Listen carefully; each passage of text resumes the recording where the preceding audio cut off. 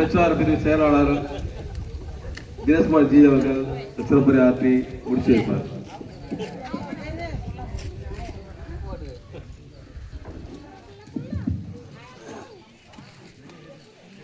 அம்மா சாப்பிட்டீங்களா? எல்லாரும் சாப்பிட்டேன் ஐயா.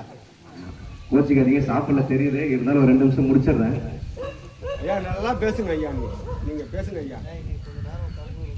விழுப்புரம் மாவட்டம் கிளியனூர் ஒன்றியத்திலே மிக சிறப்பு வாய்ந்த தென்சிறுவலூர் கிராமத்திலே நம்ம எல்லாம் காத்து கொண்டிருக்கின்ற ஜெய மாதேங்கேஸ்வரர் அவரை வணங்கி, அத உத்தரகாளி அம்மனை வணங்கி, திரௌபதி அம்மனை வணங்கி, சாமுண்டேஸ்வரி அம்மனை வணங்கி, மாரியம்மனை வணங்கி, பட்டு அம்மனை வணங்கி, விநாயகர் மற்றும் முருகரையும் வணங்கி, காமர் பாதத்தையும் வணங்கி, இங்குள்ள அனைத்து பெரியோர்களையும் தாய்மார்களையும் அனைவரும் வணங்கி, சிற்றூரை எதற்காக இந்த சிற்றூரை, எதுக்காக இந்த கூட்டம் அப்படின்னு சொன்னாக்கா, இந்த கடந்த 4 ஆண்டுகாலம் ஆட்சி ஆண்டுறோம்.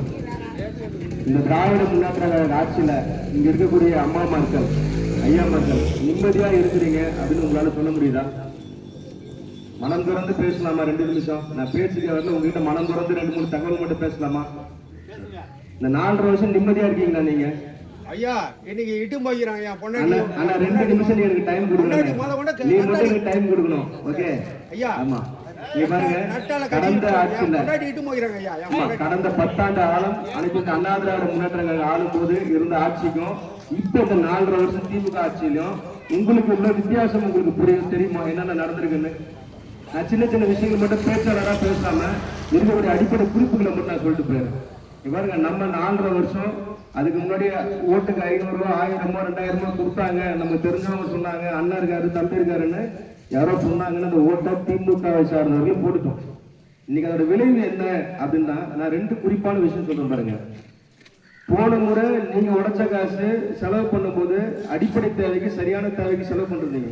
ஆனா இந்த முறை பாருங்க, உங்க வீட்டுல கரண்ட் பில்லு இதுக்கு முன்னாடி திமுக ஆட்சிக்கு முன்னாடி போன அண்ணா திமுக ஆட்சியில வெறும் 100 ரூபா 150 ரூபா 200 ரூபா தான் கரண்ட் பில் கட்டிருந்தீங்க. இப்ப கரண்ட் பில் எவ்வளவு கட்டுறீங்க? 500 ரூபா 1000 ரூபா 2000. அம்மா சொல்லிடுச்சா 5000 கூட கட்டுதான். கிராமத்துல 5000 அடி கட்டுற அளவுக்கு வசதி இருக்கு. அப்ப பாருங்க, இன்னைக்கு ஒரு 200 ரூபா 300 ரூபா கட்டிட்டு இருந்த இந்த கிராம மக்கள் தான் உழைச்ச பணத்தை இன்னைக்கு 5000 வரைக்கும் செலுத்தக்கூடிய ஒரு சூழல் இருக்கு. நம்மளுடைய வரி பணத்தை நம்ம உழைப்ப சுரண்டிச்சு அந்த திமுக அரசாங்கம். சரி, பால் பாத்தீங்கன்னு சொன்னா இதுக்கு முன்னாடி லிட்டருக்கு வித்த விலையை விட இப்ப 11 ரூபாய் எக்ஸ்ட்ரா வித்துட்டு இருக்கு. நம்ம குழந்தைங்க வாங்கி கொடுக்கக்கூடிய இந்த பாலை கூட இந்த திராவிட முன்னேற்ற ஸ்டாலின் அரசாங்கம் பாத்தீங்கன்னா விட்டு வைக்கவே இல்லை. புரிச்சா? சரி, நாம பத்திரப்பதிவு பண்றோம். நம்ம வீட்டை சொத்து, நம்ம வீட்டு பிள்ளைங்களுக்கு கல்யாணத்துக்கோ படிப்புக்கோ ஒரு இடத்த விற்க போறோம் அப்படின்னு சொன்னாக்கா, இதற்கு முன்னாடி இருந்த விலைவாசியை விட இன்னைக்கு 200 மடங்கு அதிகப்படுத்திருக்கிறாங்க. 200 மடங்கு. நீங்க சொத்தை விற்று அந்த காசு அரசாங்கத்துக்கோ பாதிக்கு செலவு பண்ற அளவுக்கு பத்திரப்பதிவு துறையோட செலவு இன்னைக்கு கூடி இருக்கு. நீங்க கிராமத்துல முன்னாடி வீட்டு வரி கட்டிருப்பீங்க. எவ்வளவு கட்டிருப்பீங்க? ஒரு சின்ன ஒரு 2 சதுர 3 சதுர வீடா இருந்தா என்ன பண்ணிருப்பீங்க? ஒரு 300 ரூபா 400 ரூபா தான் கட்டிருப்பீங்க வருஷத்துக்கு. ஆனா இப்ப நீங்க பஞ்சாயத்து தலைவர்கிட்ட போய் கேளுங்க, அந்த கிளர்க் கிட்ட கேளுங்க, 2000 ரூபா 2000 உங்களுக்கு வீட்டு வரி போடுறாங்க. 2000 2000 வீட்டு. அப்ப கண்ணுக்கு தெரிஞ்சு 4.5 வருஷத்துக்கு முன்னாடி நீங்க என்ன பண்ணீங்களோ அது இப்போ ஒரு 4.5 வருடங்கள்ல பெருமளவுக்கு மாறுதலுக்கு உட்பட்டு உங்களை சுரண்டப்பட்டு இருக்கு. இது புரியத்தன எல்லாருக்கும். இந்த திமுக அரசாங்கம் பாத்தீங்கன்னு சொன்னா வர்றதுக்கு முன்னாடி அனைத்து மகளிருக்கும் 1000 ரூபாய் கொடுப்போம் அப்படின்னு சொன்னாங்களா? அம்மாங்க இருக்கீங்க, அக்காங்க இருக்கீங்க, நீங்க இதுல எத்தனை பேர் 1000 ரூபாய் மாசம் வாங்குறீங்க? சரி, யாரு வாங்கல? ஒண்ணு வாங்கணும் இல்ல வாங்கலன்னு சொல்லணும். அம்மாவுக்கு வரல தானே? வரல. அந்த அம்மாவுக்கு பின்னாடி இருக்கிற அக்காவுக்கு வரல. ஆமா, என்னன்னா அனைத்து மகளிருக்கும் 1000 ரூபான்னு சொல்லிட்டு ஆள் பார்த்து பார்த்தா கொடுத்துருக்காங்க. ஒருவேளை தென்சிறுவலூர் கிராமத்துல உங்களுக்கு எல்லாம் செஞ்சிருக்காங்கன்னு தெரியல.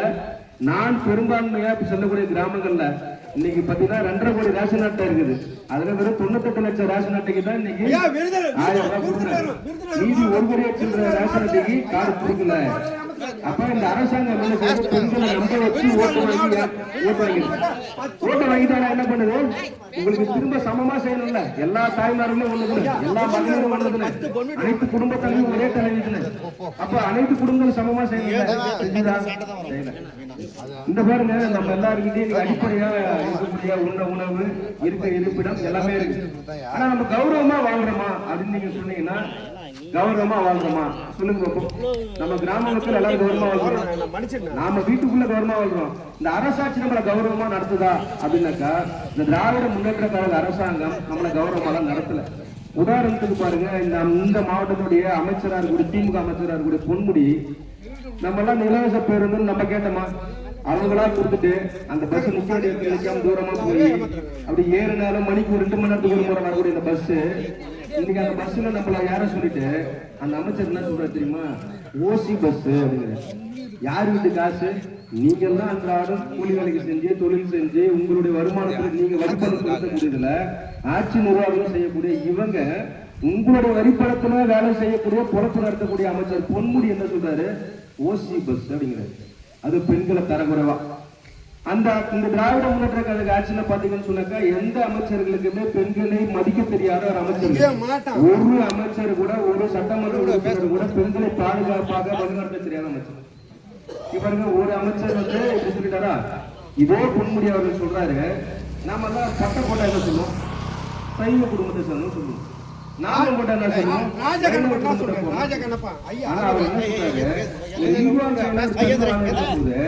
படுத்துட்டு இருந்தா செய்வோம், நின்றுட்டு இருந்தா அசைவம் சொல்றாரு.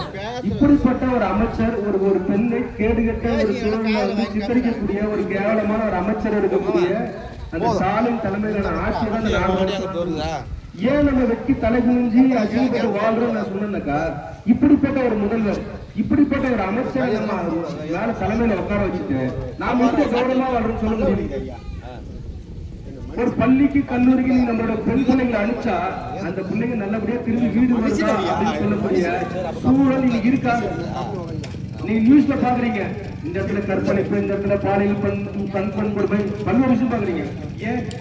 ஆட்சியாளர் ஒழுங்கா இருந்தா, ஆட்சி நிர்வாகம் ஒழுங்கா இருந்தா மக்கள் நிம்மதியா பாதுகாப்பா இருக்கணும்ல. ஏன் இந்த ஸ்டாலின் அரசாங்கத்தால கொடுக்க முடியல? அப்பான்னு சொல்றாருல்ல, அப்பான்னா எப்படி இருக்கணும்? ஒரு குடும்ப தலைவன் எப்படி இருக்கணும்? நம்ம எல்லாரும் நல்ல குடும்பத்தை நிர்வகிச்சுட்டு இருக்கோம். ஆனா ஸ்டாலின் அப்பான்னு சொல்றாரு. நான் வந்து தமிழகத்துக்கு அப்பா அப்படின்னு சொல்றாரு.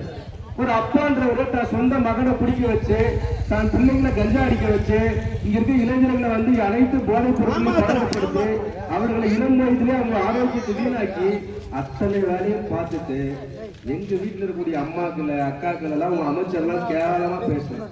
ஒருத்தர் கூட பதவி நீக்கம் செய்யல நீங்க. அப்ப நீங்க என்ன ஆட்சி ஆகுறீங்க? என் வீட்டு பிள்ளைங்களும் பாதுகாப்பு கொடுக்க முடியல. உங்களுக்கு எதுக்கு அந்த ஆட்சி பொறுப்பு? யோசிச்சு பார்க்கணுமா இல்லையா?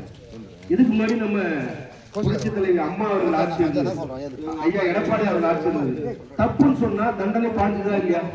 ஒரு பெண்ணை தப்பு செஞ்சுட்டான், ஒரு நபர் தப்பு செஞ்சுட்டான்னா உடனடியா ஒரு ஆக்ஷன் எடுத்தாங்களா இல்லையா?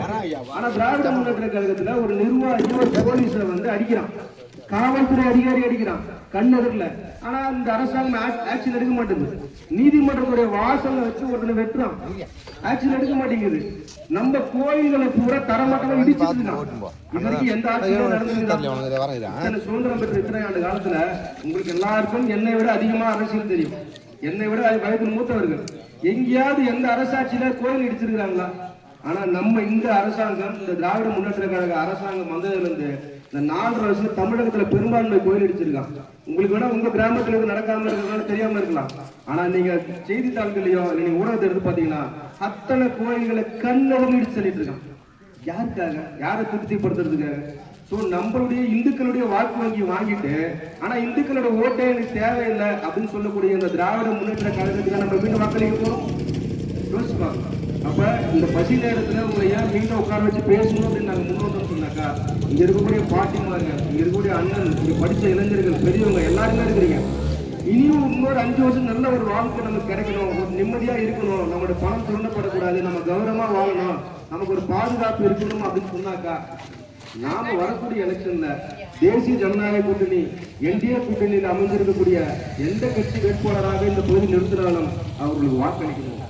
இந்த ஒரு வாழ்க்கை நம்ம காசு பணம் பார்க்காம தெரிஞ்சவங்க அவங்க சொல்றாங்க இவங்க சொல்றதை பார்க்காம நாம எப்போ முன்னெடுக்கிறோமோ அப்ப கண்டிப்பாக ஒரு நல்ல ஆட்சி அமையும் சொல்லி இருக்கக்கூடிய பெரியவங்களோட எல்லாரோட ஆசீர்வாதத்தோட இந்த வாய்ப்பு கொடுத்தது நன்றி சொல்லி விடைபெறுகிறேன். நன்றி வணக்கம்.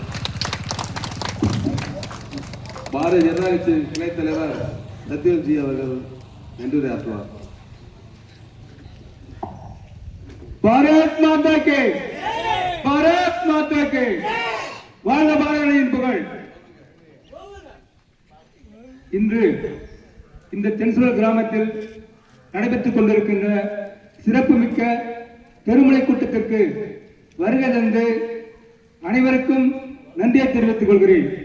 இதில் பாட்டாளி மக்கள் கட்சியின் சார்பாக திரு ரஞ்சித் குமார், திரு சுரேஷ், திரு பிரகாஷ், திரு ராஜேந்திரன், திரு பிரபா அவர்களையும் மற்றும் அனைத்து இந்திய அண்ணா திராவிட முன்னேற்ற கழகத்தின் மாதவன், பரணி, சிவரஞ்சனி அவர்களையும் மற்றும் நம் பாரதிய ஜனதா கட்சியின் ஒன்றிய தலைவர் அண்ணன் முருகன்ஜி அவர்களையும் மாநில பொதுக்குழு உறுப்பினர் ராதிகா அவர்களையும் மற்றும் மாநில பொதுக்குழு உறுப்பினர் கோதண்டபாணிஜி அவர்களையும் மற்றும் மாநில பிரச்சார பிரிவு செயலாளர் ஜி தினேஷ்குமார் அவர்களையும் மற்றும் எங்கள் கிளை தலைவர் ஏழுமலை அவர்களையும் மற்றும் நம் சக்தியேந்திரா பொறுப்பாளர் கார்த்திகேயன் அவர்களையும் இங்கு வந்திருக்கின்ற பொன்னி, வேல்முருகன், ஜோதி மற்றும் அனைத்து பாரதிய சொந்தங்களையும் கலிவாளர் கிளைத்தலைவர் அவர்களையும் அனைவருக்கும் நன்றி கூறி என் சிற்றுரை முடித்துக் கொள்கிறேன். நன்றி, வணக்கம்.